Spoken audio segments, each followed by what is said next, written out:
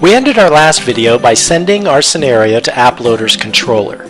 Now we'll open the controller and discuss the process of creating and running a test plan. Before we get ahead of ourselves, a quick review of the AppLoader architecture is in order.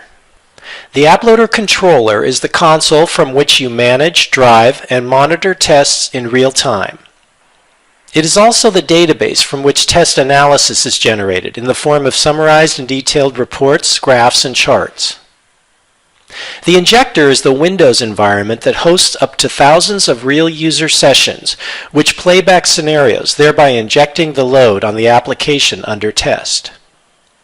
The AppLoader controller and injectors communicate via web services. The controller can be opened locally by launching the application or remotely with a web browser. We'll open with a web browser and log in. We've already created and started 15 R users on the injector, so let's click Plan and Run Tests, then Create New Plan to open a blank test plan form. We'll start by selecting an injector from the drop-down list. Next, select the scenario.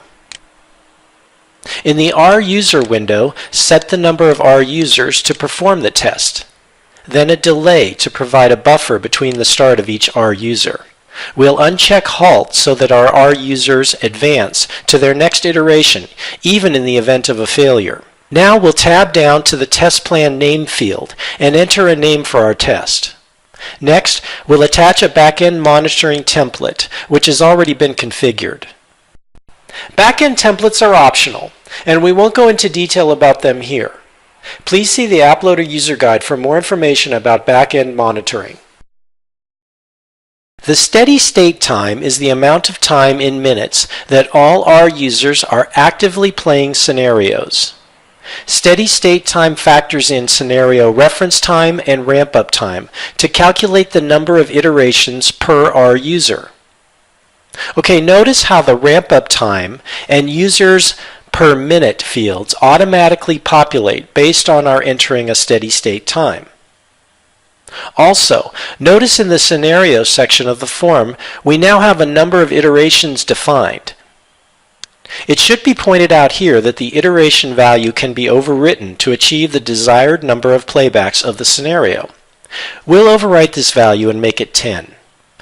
Jumping down to the CSV file section, this is where AppLoader displays any variables files attached to the scenario. Here we see the airline.csv file that's attached to our scenario.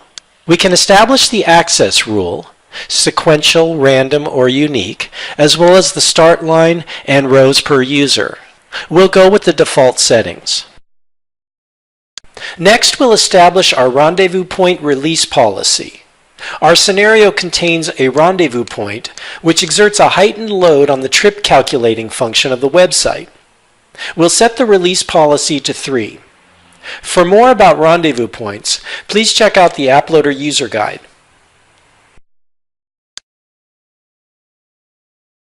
Lastly, in the SLA section, we see all of the monitors that are included in the backend template that we've attached to this test plan. This is where we can set up alerts based on thresholds that we establish for the backend system. Let's create a warning to alert us in the event of the total CPU exceeding a threshold of 90%. Now we'll save our test plan and review the execution plan.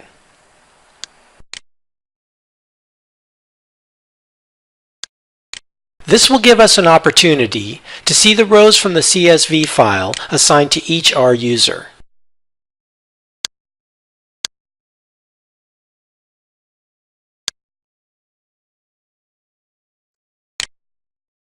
When we close the execution plan window, we're asked if we'd like to run a load test based on this test plan. We'll click Yes and Submit.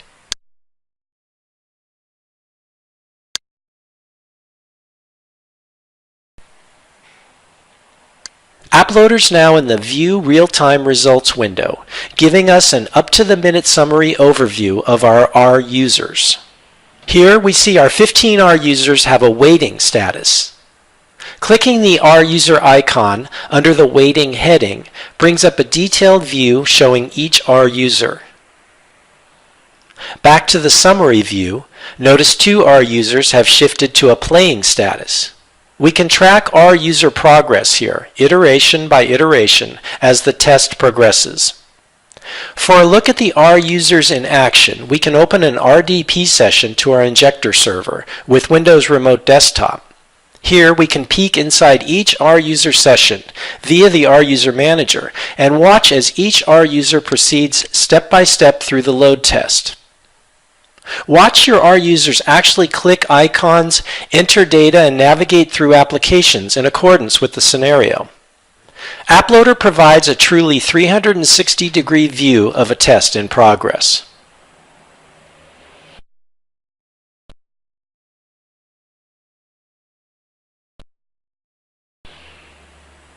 The R user's step-by-step progress through the scenario is displayed in the lower right-hand corner of the session window.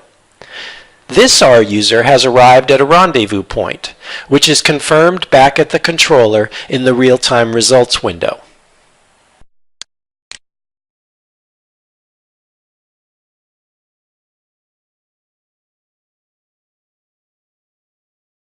In this window, we also see a graphical representation of the test in progress, showing R users, scenarios, and failures, all plotted on a single graph to give you another method of analyzing results. In this time-lapse view, we can see the graph grow as the test progresses. Now, speaking of failures, AppLoader provides screenshots of the actual screen that is displayed at the time of a failure. This feature provides insight as to the exceptions, deadlocks, or latency issues that would plague your real users. By clicking the camera icon, we see these error screenshots.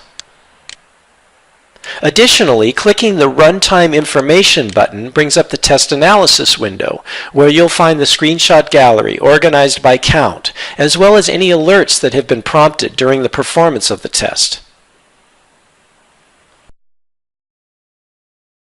At the conclusion of our test, all of our R users have shifted to the completed or completed with errors columns.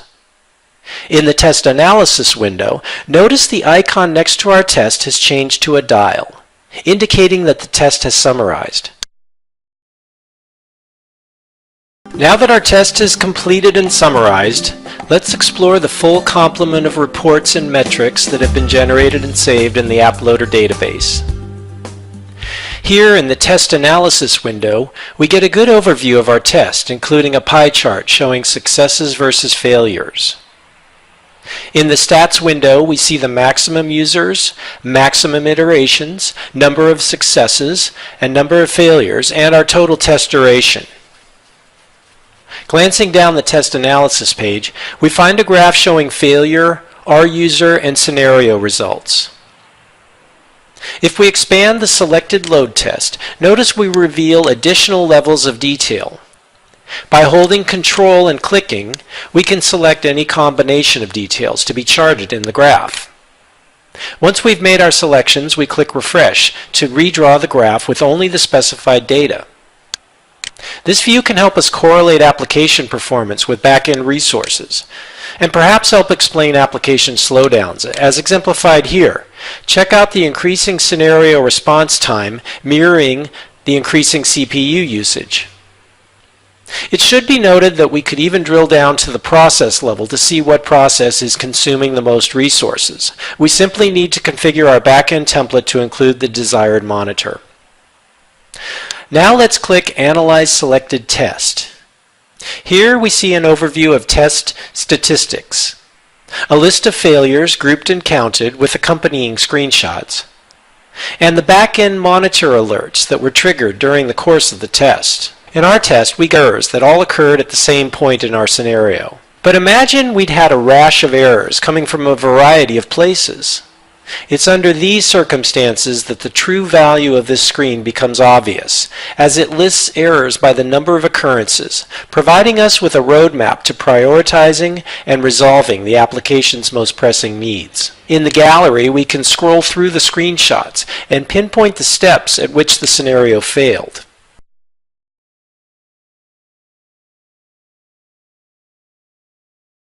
To create our own reports or work with customized data sets, we can click the Export Selected Load Test Data button to export results.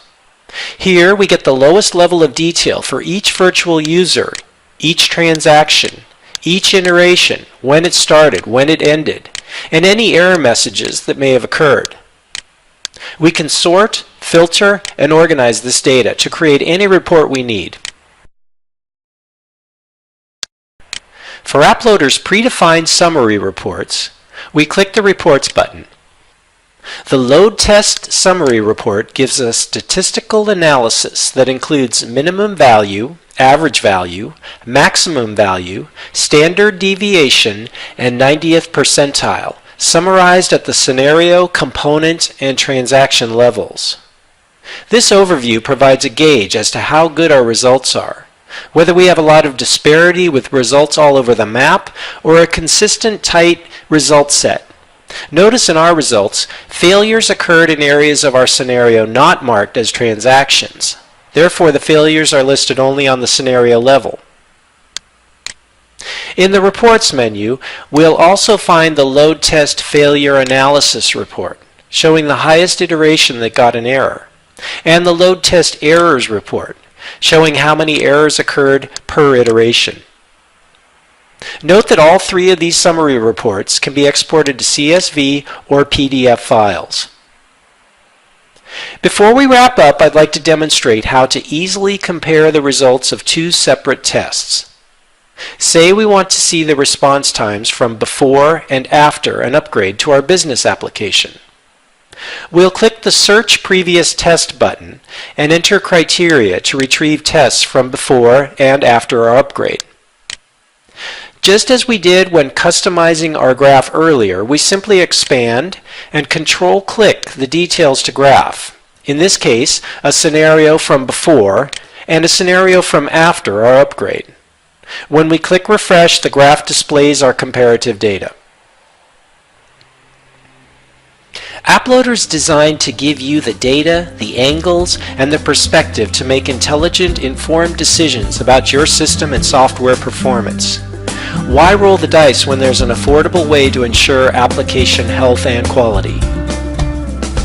Download a free trial version of the Apploader suite and take control of your applications today.